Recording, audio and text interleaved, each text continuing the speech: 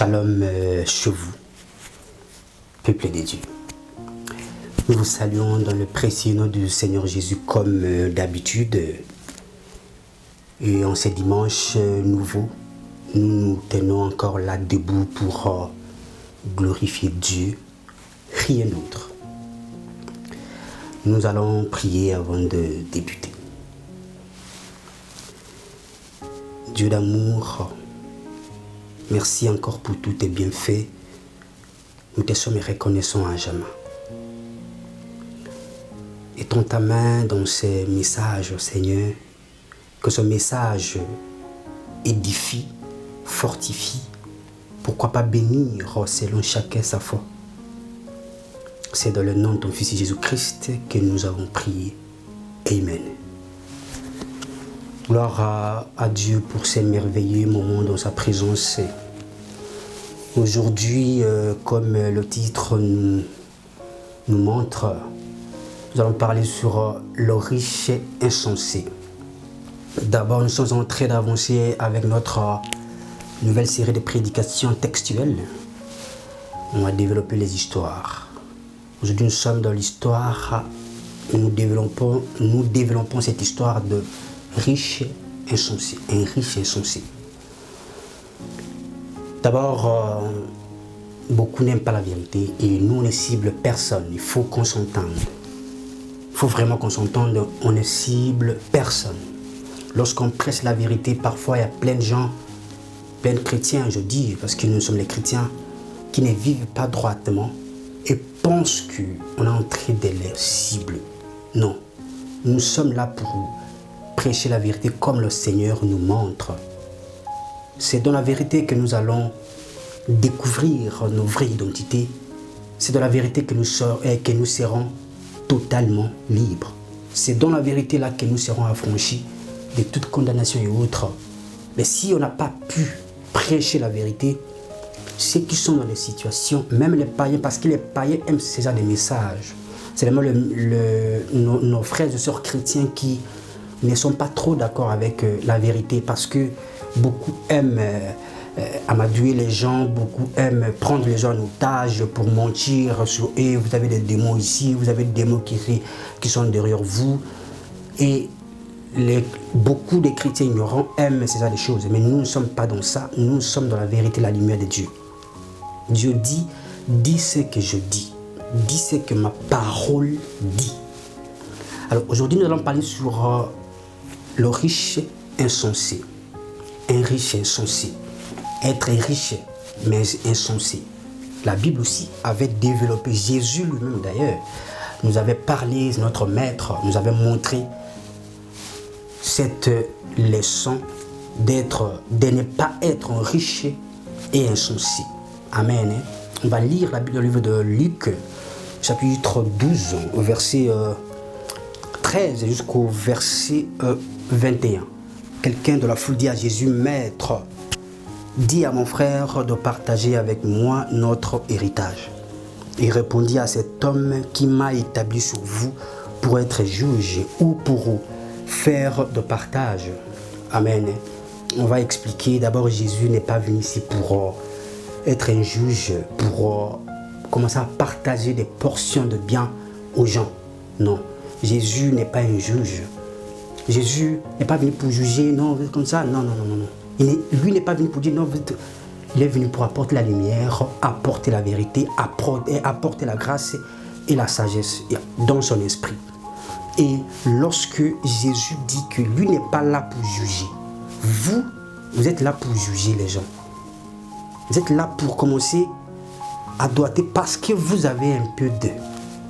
Ou commencer à partager parce que vous avez du pouvoir de partager aux gens. Jésus, nous sommes les chrétiens, nous devons suivre le modèle, les traces de notre Sauveur. Au verset 15, la Bible dit, puis il leur dit, gardez-vous attentivement de toute cupidité, car même dans l'abondance, la vie d'un homme ne dépend pas de ce qu'il possède. La parole du Seigneur. Il dit, gardez-vous attentivement. C'est Jésus qui nous met en garde.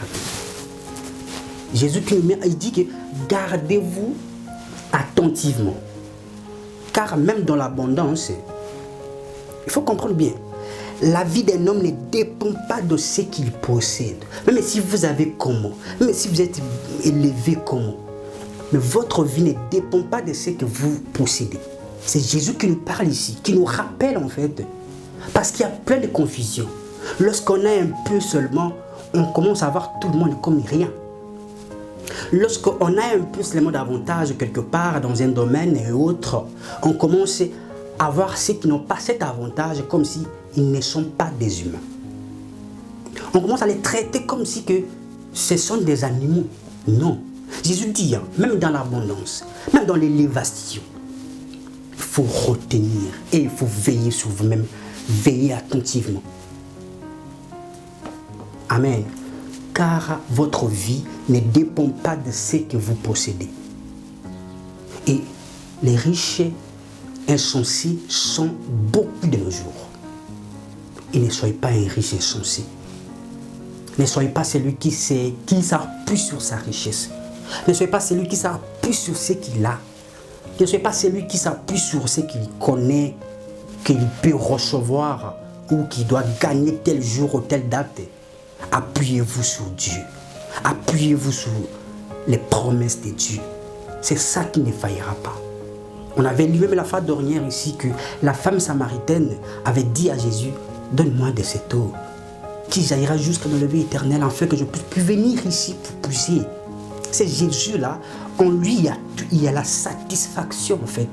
Et lui veut aussi à ce que nous puissions taper au moins la poitrine que nous sommes riches en lui que en bien. Frères et sœurs, ça ne sert à rien de vouloir se comparer inutilement. Ça ne sert à rien parce qu'on a un peu, qu'on veut montrer, qu'on veut, comme si on est supérieur aux autres. Jésus dit que votre vie ne dépend pas de ce que vous possédez. Non, c'est lui qui vous fait grâce, oui, bien entendu.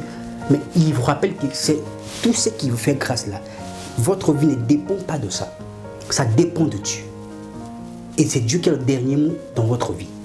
Alors nous sommes plus obligés à rester attentifs aux choses de Dieu, aux choses d'en haut, aux choses qui vont nous rendre saints comme Dieu, aux choses qui vont nous perfectionner encore davantage pour la gloire de Dieu, aux choses qui vont, notre assurance, nous pouvons nous appuyer, je dis bien, pour en général la gloire de Dieu. Pas pour notre propre gloire, pas pour une gloire éphémère qui va passer dans peu de temps, non, ou qui passera dans peu de temps. Appuyons-nous sur les promesses de Dieu. Appuyons-nous sur la force de Dieu. C'est Dieu qui bénit, c'est Dieu qui donne, c'est Dieu qui protège. Et lorsque vous placez Dieu devant Jésus-Christ d'abord, c'est parce que c'est d'abord Jésus. Lorsque vous le placez devant, il est au volant de votre vie. Lorsqu'il est au volant, tout ce que vous avez est en sécurité. Tout ce que vous voulez devenir sera, ou vous le serez, ou vous le devenez parce que vous le deviendrez parce que lui-même qui a la clé de toutes les portes. Et il ouvrira partout.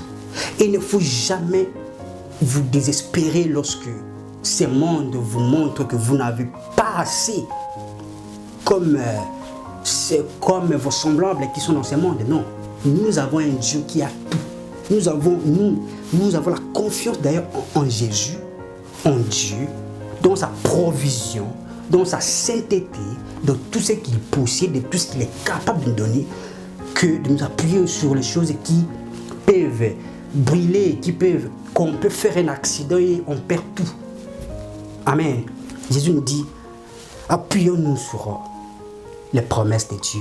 Appuyons-nous sur les choses qui demeurent. Ce n'est pas à tout ce que nous possédons. Au verset 16, la Bible dit encore que et il leur dit, amen, il leur dit une parabole. C'est Jésus qui dit une parabole. La terre d'un homme riche avait beaucoup rapporté. Il raisonnait en lui-même et disait, que ferai-je, car je n'ai pas de place pour amasser mes récoltes. Voici, dit-il, ce que je ferai, j'abattrai plutôt mes greniers j'abattrai de plus grands et j'y amasserai tout mon bleu et mes biens.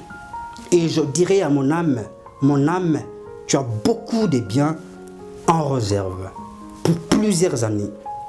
Repose-toi, mange, bois et réjouis-toi.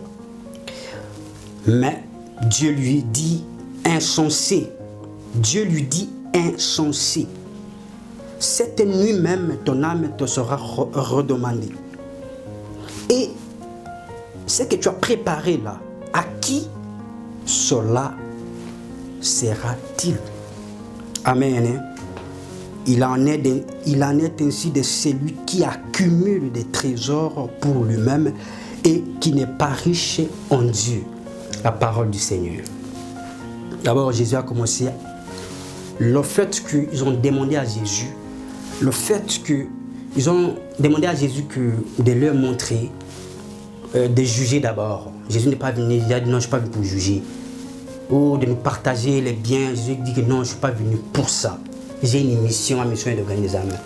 Ma mission est comme nous faisons maintenant, de prêcher l'évangile de la vérité et de vivre dans la vérité aussi. Et de mettre nos actions en accord avec la volonté de Dieu. C'est notre mission sur la terre.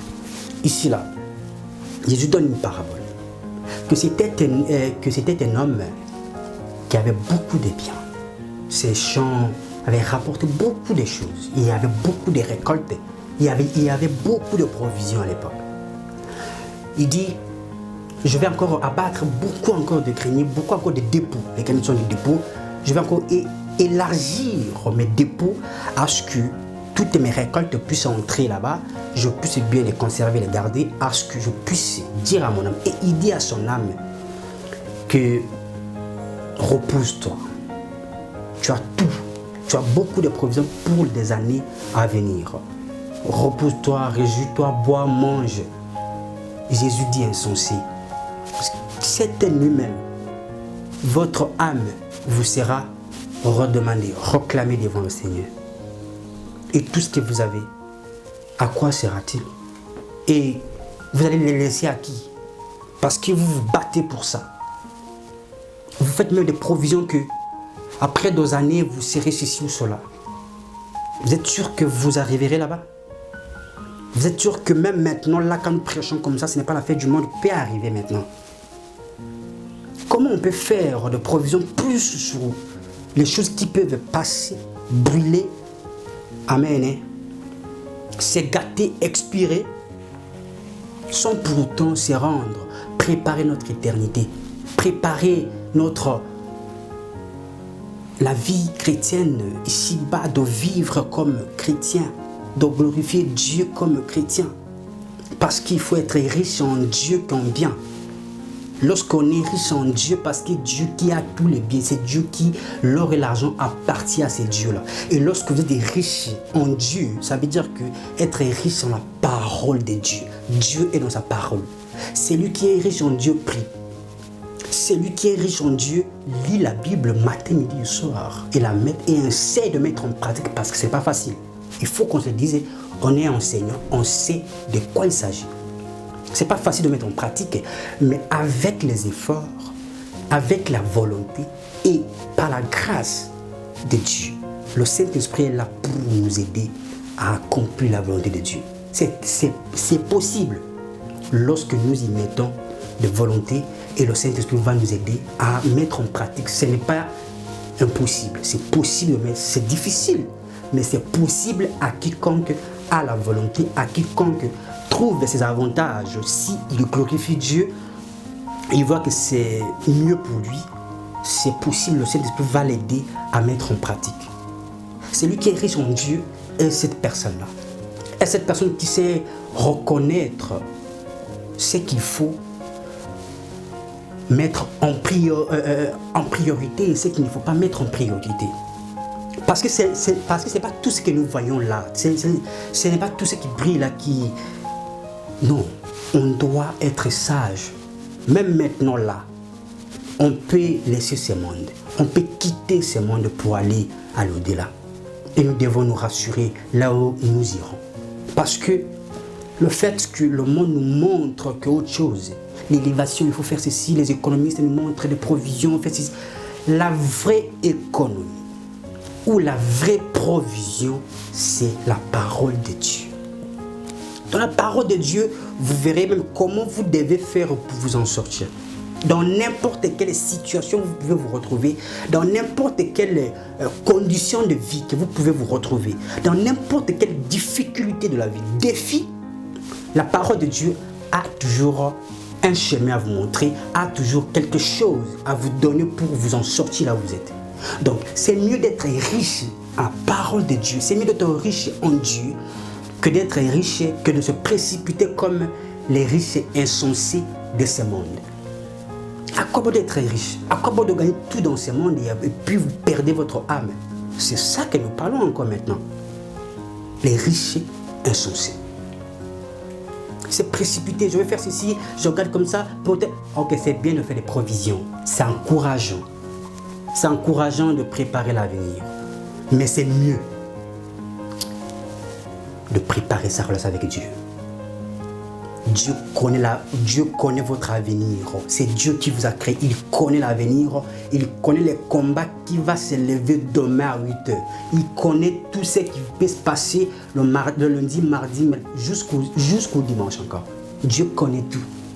Et lorsque vous êtes attaché, appuyé, resté dans sa présence, dans la prière, dans la méditation de la parole de Dieu et dans la mise en pratique de sa parole, c'est ça d'abord que nous serons ou que nous aurons l'avantage de concevoir cette bénédiction que Dieu veut à ce que nous soyons riches en lui. Nous soyons riches en Dieu que d'être riches dans ce monde. Vous savez, avec ces messages, c'est quoi?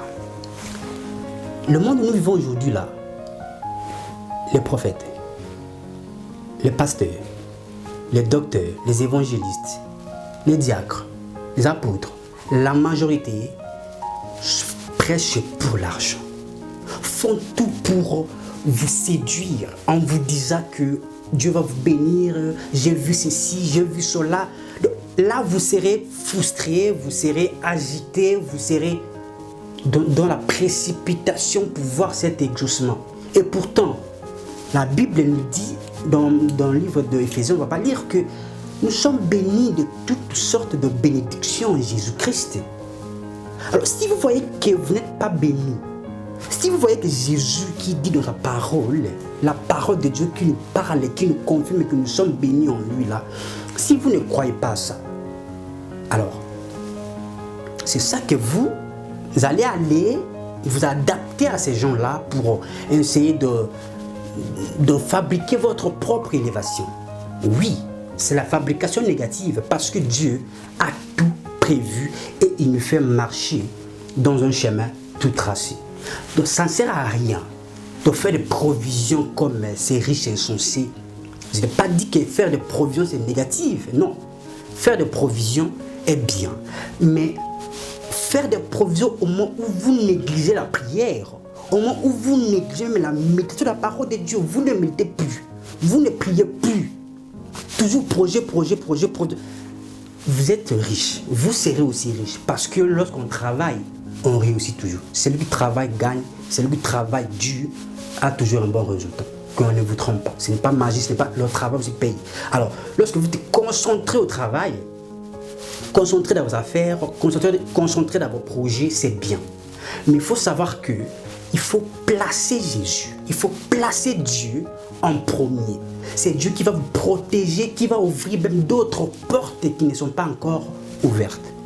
Et c'est Dieu-là veut à ce que vous soyez plus riches en lui que riches aux choses passagères de ce monde. Nous devons être riches en Dieu. Ne soyons pas des riches insensés. Oui, c'est bon, vous avez ça, des avantages. Les avantages, c'est Dieu qui donne. Tout ce que vous avez aujourd'hui là, soyez rassurés, parce que nous on prêche la vérité. Que vous aimez ou pas, il faut écouter. C'est tout ce que vous avez là. Dieu est capable de remplir à une autre personne qui n'a rien aujourd'hui. Plus que même ce que vous avez. Alors, il ne faut pas être orgueilleux lorsque Dieu vous donne un peu. Ne soyez pas des riches insensés. Celui qui est riche en Dieu est humble. Celui qui n'est pas riche en Dieu est orgueilleux. Du peu qu'elle a. Peu, je dis bien peu, pas tout, peu. Parce que c'est peu. Ce que vous avez, c'est peu, pas beaucoup. Dieu qui a tout. Alors, il ne faut pas vous appuyer sur ça. Appuyez-vous sur Dieu qui est capable de vous redonner encore plus ou tout enlever dans une minute ou dans une seconde. Il a cette capacité. Il a fait ça avec Job. Attention. Attention. Il a éprouvé Job. Vous connaissez bien l'histoire de Job. Donc nous devons tous être sages. À ne pas être de riches, mais des insensés. On est riche, mais on fait que des choses qui attirent l'attention du monde, qui glorifient le monde dans leur maison. Oui, c'est riche, on a tout ce qu'on a besoin. On vit comme on veut. Mais Dieu n'est pas glorifié. Vous lisez la Bible combien de fois dans votre richesse? Parce que c'est la parole de Dieu, frère. C'est la parole de Dieu, ma soeur. C'est ça qui va vous aider. C'est Dieu lui-même qui parle. Lorsque nous écoutons cette parole de Dieu, ça veut dire que lui-même Dieu qui nous parle. Parce qu'ils sont un. Ils travaillent ensemble. Ils fonctionnent et ils ont même une mission sur la terre ici.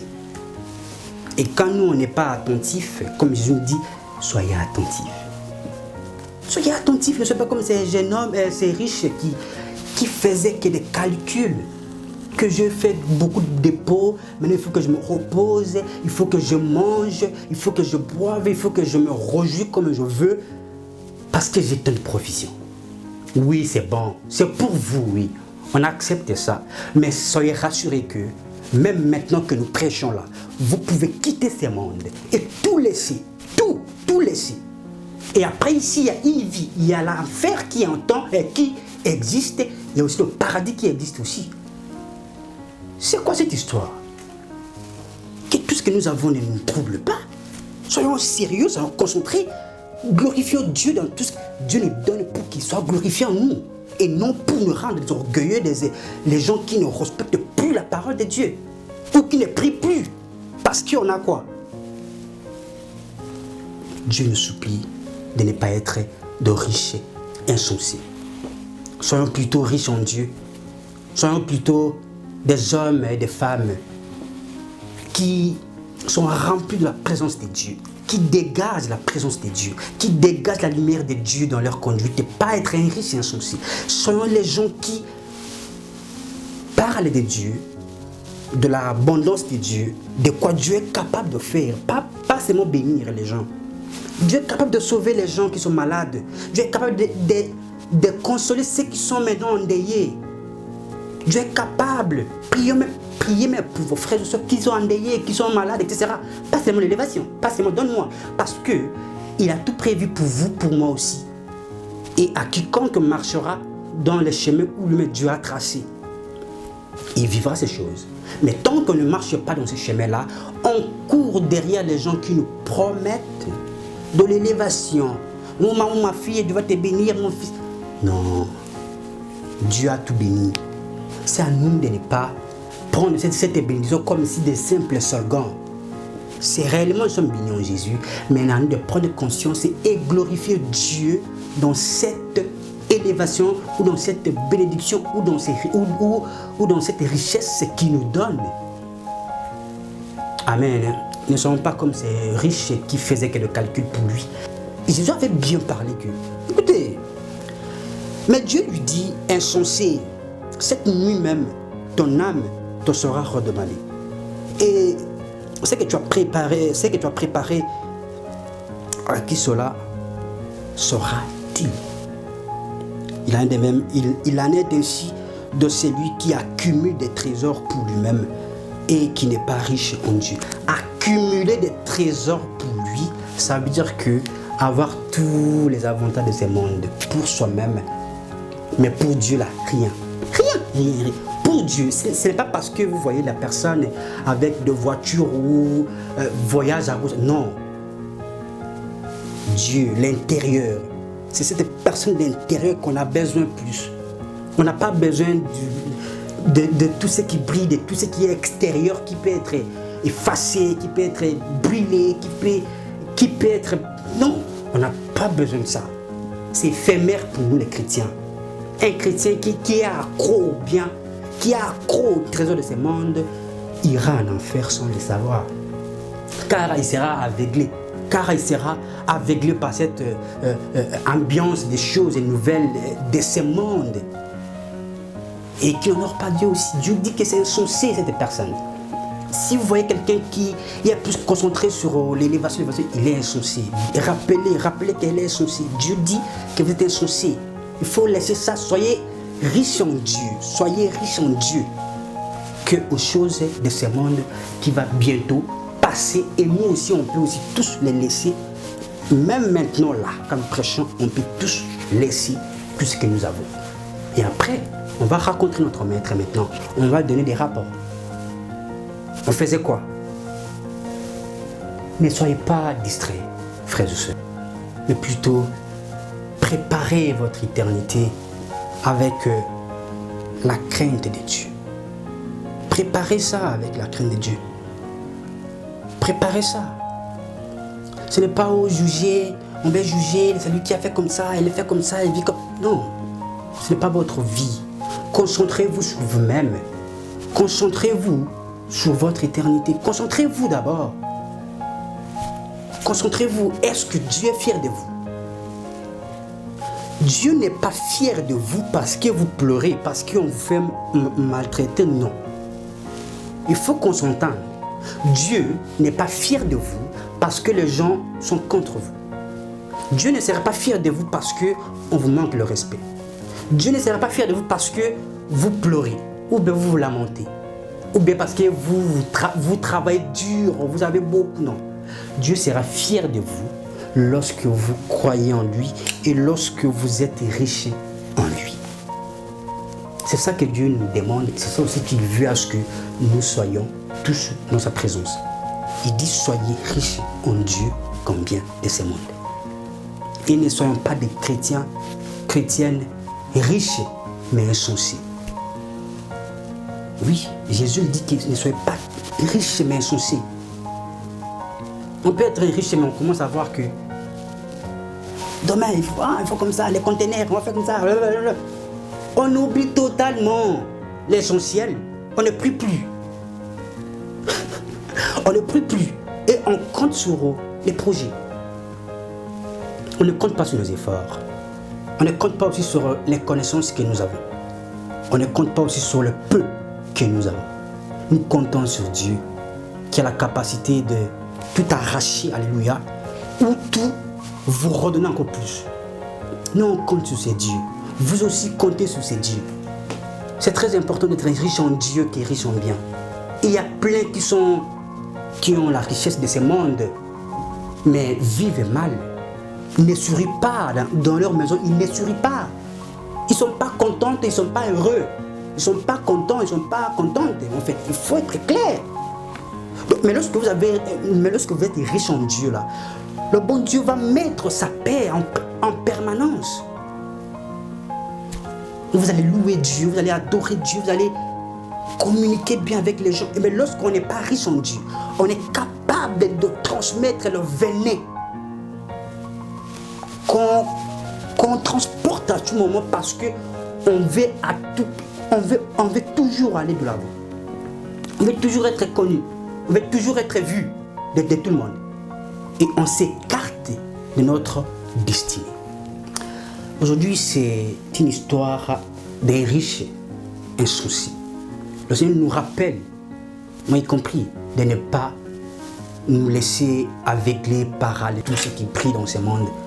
Le Seigneur nous interpelle réellement à ne pas être aveugles et à veiller à être plus riche en Dieu qu'en bien de ce monde. Car tout passera, tout finira aussi. Il y a un début et une fin de toutes choses. La parole de Dieu et Dieu aussi y compris. et n'ont pas de fin. Et c'est mieux de s'appuyer sur celui qui n'a pas de fin, qui vous donnera aussi un avenir qui n'a pas de fin. Une vie éternelle. Que Dieu vous bénisse abondamment.